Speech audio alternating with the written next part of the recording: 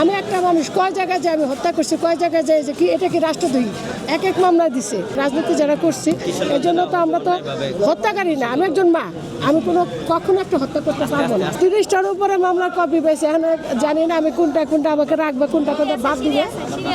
Arrest তো দেখায় না, আস্তে ধীরে দেখায়। আজকে জয় বাংলা ব্রিগেডের যে মামলা ছিল,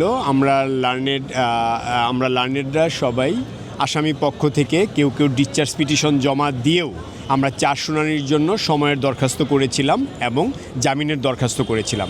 যেহেতু আজকের যে আদালত, এই আদালতে মামলাটা নতুন এসেছে এবং আমাদের অনেক আসামিরই অ্যাভেলেবল যে রেকর্ড, সেই রেকর্ড পর্যালোচনা করে আমরা 4 শুনানির জন্য প্রস্তুতি নিতে পারিনি।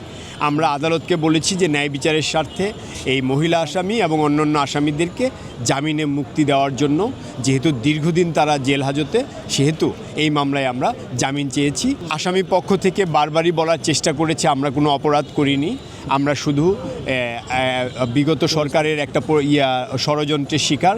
আমরা এই সরকারের কাছে মুক্তি চাই, ন্যায় বিচার চাই, জামিন চাই।